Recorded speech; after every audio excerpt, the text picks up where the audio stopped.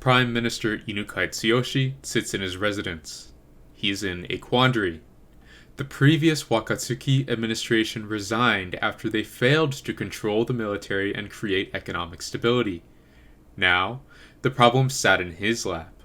With the London Naval Treaty of 1930, an immense struggle between the civilian government and the military had come to light. The Japanese army's takeover of Manchuria in early 1932, despite the instructions of Emperor Hirohito, was successful.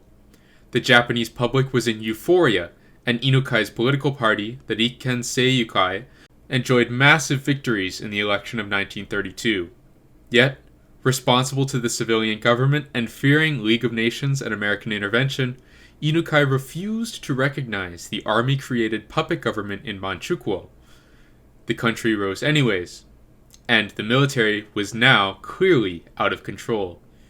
Inukai had an incredible popularity and political mandate, but at what cost? 11 naval cadets, led by Mikami Taku, march into the residence and salute Inukai. Mikami Taku raises his pistol and fires, with a click as the gun is unloaded.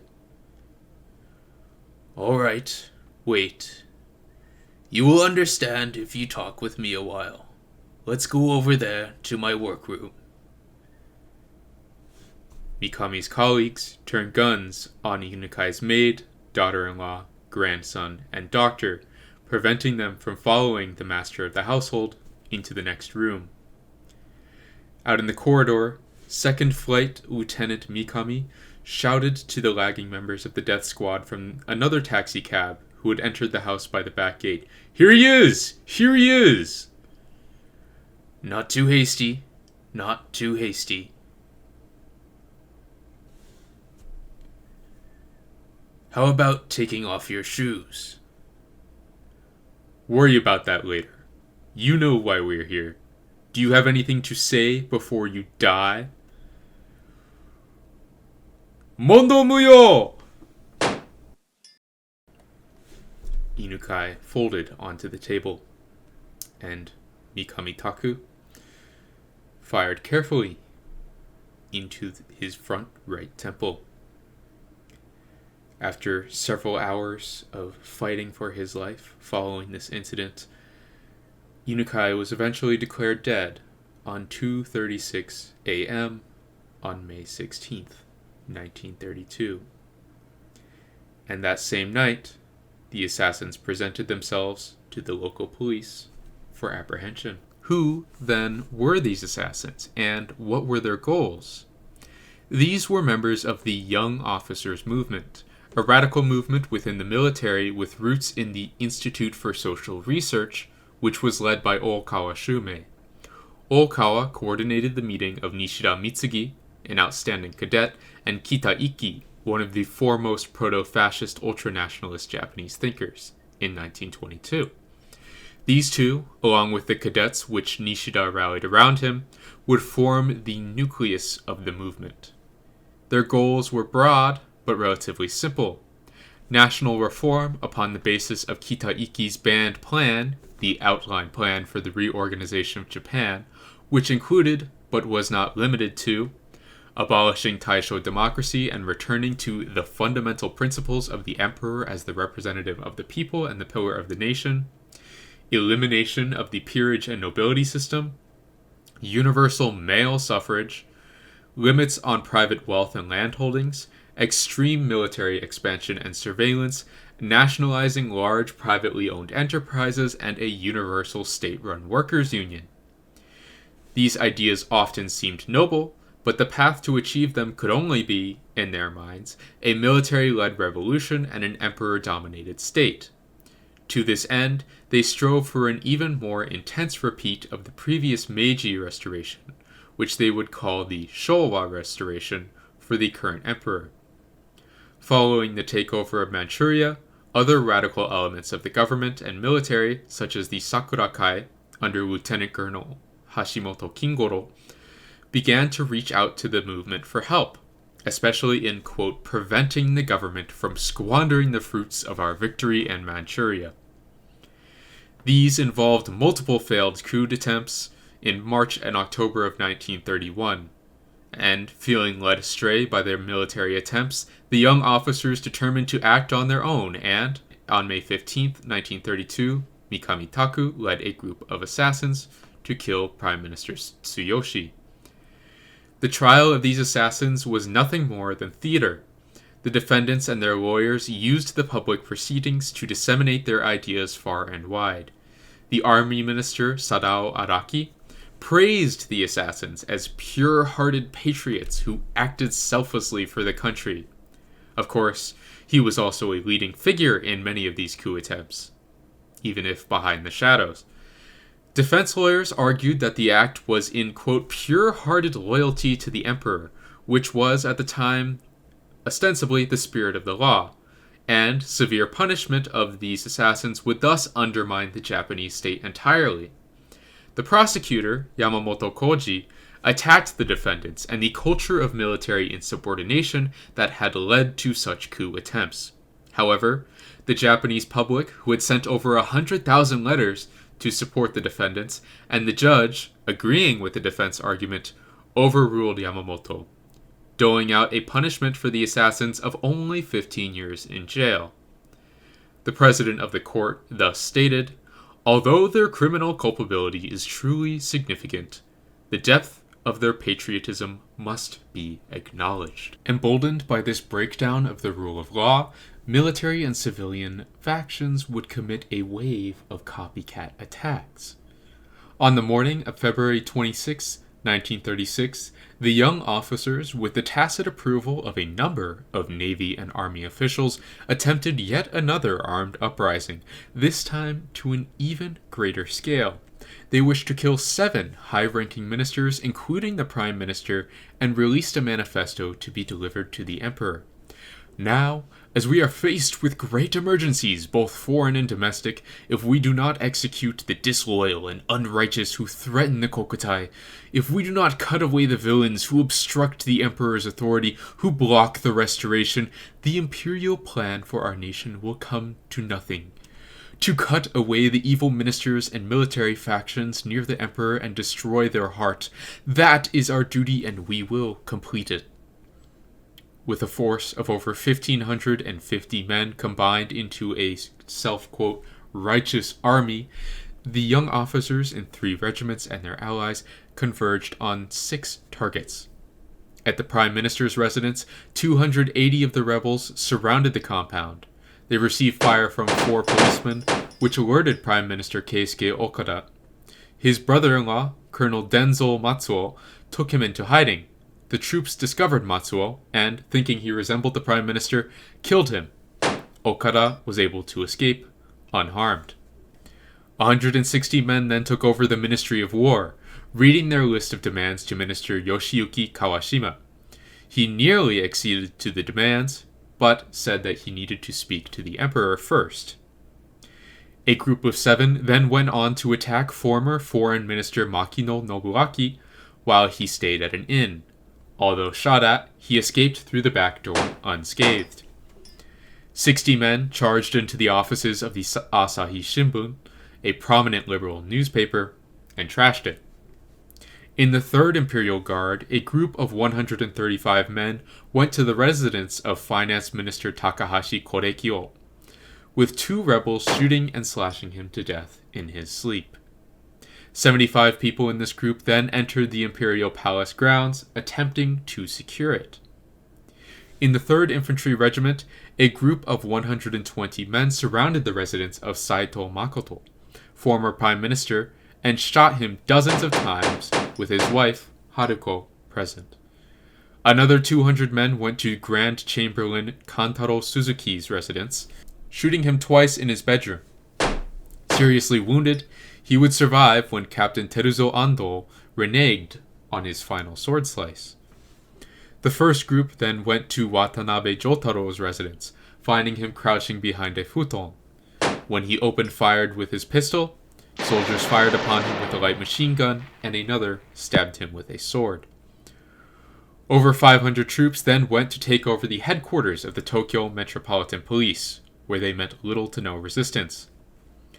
Minister of War Kawashima had indeed met to talk with the emperor. Upon hearing the manifesto and demands, the emperor refused and ordered Kawashima to suppress the uprising. The emperor even refused the remaining members of the government, who believed Prime Minister Okada to be dead, from resigning. The declaration of a wartime emergency and then martial law on the morning of the 27th led the young officers to believe that their coup had succeeded. However, the emperor and the court took a hard line against the uprising, and an imperial command on the morning of the 28th redefined the uprising as a rebellion. By the next morning, over 20,000 government troops and 22 tanks surrounded the rebellion. All officers except for one released their soldiers by noon of that day, with several of the remaining officers committing suicide.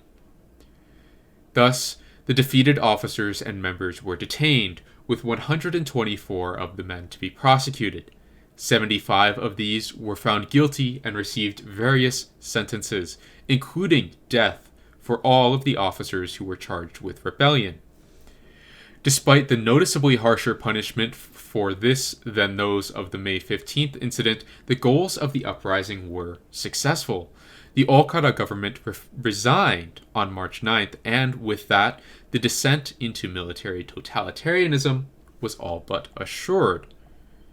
So, the Sino-Japanese War would continue to rage until 1945.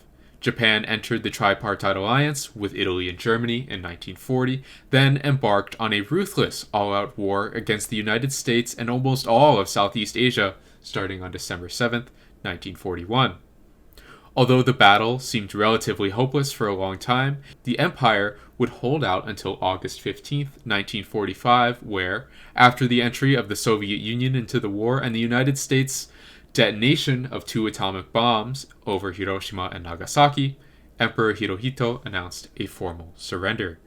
Most Western researchers tend to say that Japan was not truly fascist, while many Japanese researchers disagree.